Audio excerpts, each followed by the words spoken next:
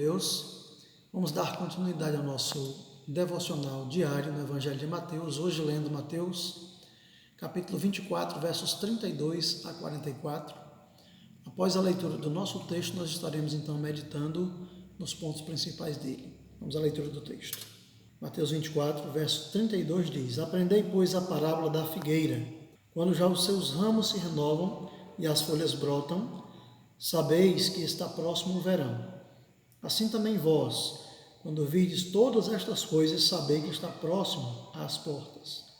Em verdade vos digo que não passará esta geração sem que tudo isto aconteça. Passará o céu e a terra, porém as minhas palavras não passarão. Mas a respeito daquele dia e hora, ninguém sabe, nem os anjos dos céus, nem o Filho, senão o Pai. Pois assim como foi nos dias de Noé, também será a vinda do Filho do Homem. Porquanto assim como nos dias anteriores ao dilúvio comiam e bebiam, casavam e davam-se em casamento, até o dia em que Noé entrou na arca, e não perceberam, senão quando veio o dilúvio e os levou a todos, assim será também a vinda do Filho do Homem. Então, 2 estarão no campo, um será tomado e deixado o outro. 2 estarão trabalhando no moinho, uma será tomada e deixada a outra. Portanto, vigiai, porque não sabeis em que dia vem o vosso Senhor. Mas considerai isto: se o pai de família soubesse a que hora viria o ladrão, vigiaria e não deixaria que fosse arrombada a sua casa. Por isso ficai também vós apercebidos, porque a hora em que não cuidais, o Filho do Homem virá. Queridos, nós estamos a cada dia meditando no Evangelho de Mateus, especialmente os capítulos 24 e 25, como dito em estudos anteriores, são os capítulos que tratam do sermão profético de Jesus, portanto, um dos textos mais importantes da Escritura. E nós então acabamos de, após ver a grande tribulação, a vinda do Filho do Homem, ver a parábola da figueira que trata sobre a exortação à vigilância. E a partir do verso 32, Jesus toma o exemplo da cultura da figueira para exemplificar os sinais de sua vinda. Quando brotavam as folhas, o dono da plantação sabia que em breve os frutos poderiam ser colhidos. Assim se dava no Israel quando aqueles homens plantavam os figos. Logo, Jesus está exemplificando que quando se apresentarem os sinais, como as dores de parto, esses sinais são anúncios da vinda do Messias. Nós vemos ainda também no verso 34, que Jesus usa uma expressão, e essa expressão é uma expressão muito interessante. Ele diz: em verdade vos digo que não passará esta geração sem que tudo isso aconteça. E Jesus usa essa expressão, esta geração. Queridos, essas palavras, elas dividem a opinião dos estudiosos do Evangelho. Alguns acreditam que Jesus estava falando para os dias em que ele estava vivendo ou próximo disto, e sustentam a sua opinião informando que quando no ano 70 ocorreu o ataque do general Tito a Jerusalém e houve a destruição do templo, ali se cumpriu as palavras de Jesus. Contudo, nós falamos no Devocional 11, quando fala sobre o sermão profético da destruição do templo, que, de fato, a história não se deu ao fim ali. Ou seja, realmente Tito destruiu Jerusalém, realmente Tito destruiu o templo de Jerusalém, e o templo não ficou pedra sobre pedra como predisse Jesus. Contudo, ali não se deu o fim. Outros, mais acertadamente, afirmam que não está relacionado com a época que Cristo esteve na terra, e nem tão próximo àqueles dias. Está relacionado com a geração que verá os sinais. Que sinais? Os sinais descritos em Mateus 24, do verso 29 até o verso 31. Os sinais no sol, na lua, nos astros celestes, esses sinais que são pavorosos e descritos pelos profetas, como nós vimos naquele estudo no devocional de número 11. Pois bem, a época em que as pessoas estiverem vivendo no período dessas terríveis dores de parto Essa época será marcada pela grande disseminação ou propagação do Evangelho. Quando o Evangelho for pregado largamente em todas as nações, aí, diz a palavra, virá o fim. No verso 35, Jesus fala que suas palavras não passarão. Jesus se refere aqui à condição em que esta morada terrena em que vivemos será destruída. Nós esperamos novos céus e nova terra, conforme disse Pedro em sua segunda carta, capítulo 3, versículo 13. Veja, se a sua esperança se resume a esta vida, saiba que tudo o que conhecemos e damos importância nesta vida se acabará. Assim disse o Cristo.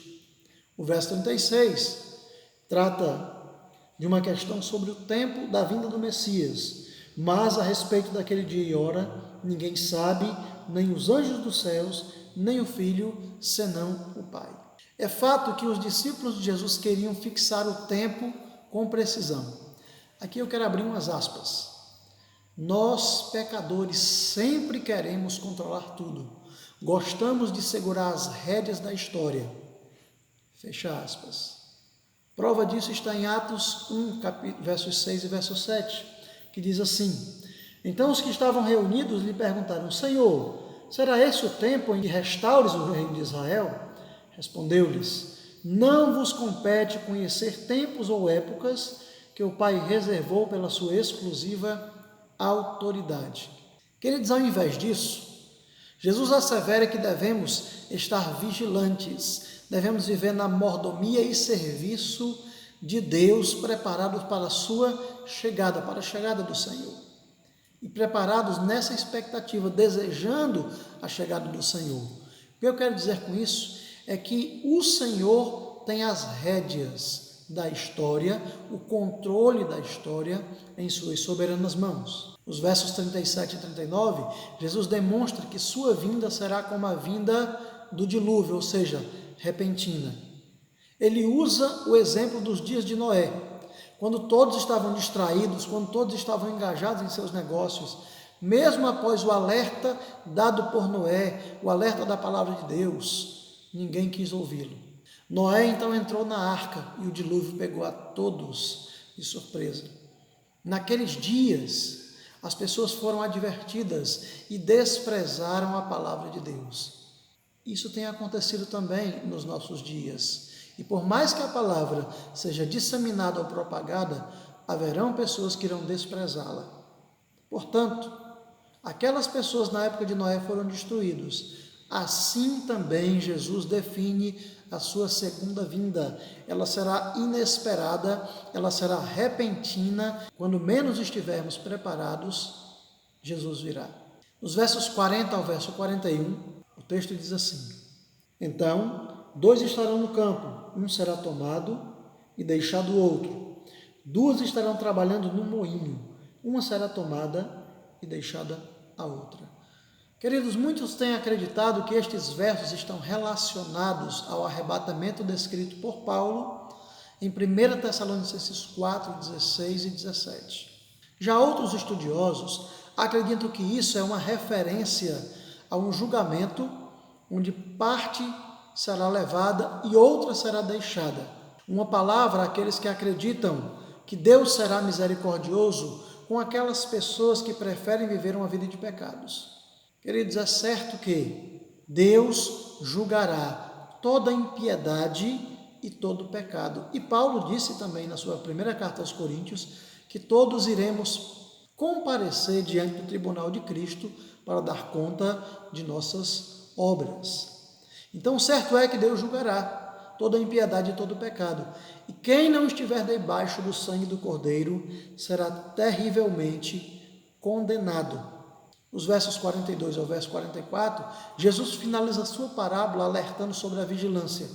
Ele usa aqui o exemplo do ladrão que vem para arrombar uma casa em dia e hora imprevistos. Como não há como prever tais ações, o correto é ficarmos vigilantes, alertas, observando os tempos e vendo os sinais dos tempos. Nós vemos aqui, queridos, que o cristão ele deve estar preparado em todo o tempo. Essa é a recomendação de Jesus para os seus servos. Mas eu quero fazer uma observação final. O texto aqui não está falando sobre perda de salvação como muitos acreditam e asseveram. O texto declara que o cristão é alguém que precisa estar atento, antenado, ligado nos sinais. Os cristãos não devem estar preocupados em perder a salvação. E por que não? Porque eles estão nas mãos do Cordeiro deles. E nas mãos do Cordeiro não poderão ser arrebatados. Então, queridos, como disse Jesus, as minhas ovelhas estão na minha mão e ninguém poderá arrebatá-las. João, capítulo 10, está escrito isso. Nós poderemos descansar tranquilos, que das mãos do Senhor ninguém nos arrebatará. Vamos fazer uma oração? Senhor, te damos graças por tua misericórdia sobre as nossas vidas, pela alegria de poder aprender da tua palavra. Ó Deus, doutrina o nosso coração, ensina o nosso coração, para que nós possamos aplicar as tuas santas verdades ao nosso viver, vivendo assim para a glória do teu santo e excelso nome. Assim oramos em Cristo Jesus. Amém. Queridos, se vocês têm gostado e aproveitado este alimento diário, nós queremos pedir que você inscreva-se no canal, informando que isso não terá nenhum custo para você, mas inscrevendo-se no canal você poderá acompanhar diariamente essas devocionais que estarão sendo postadas todos os dias, com exceção do domingo, que é o dia em que nós postamos o culto que é realizado aqui na Igreja Presbiteriana. Portanto, nosso pedido é que você então se inscreva. Esse que vos fala é o pastor Marcos Alexandre, da Igreja Presbiteriana do Brasil aqui em Tauá. Deus abençoe a sua vida e até amanhã, se Deus assim nos permitir.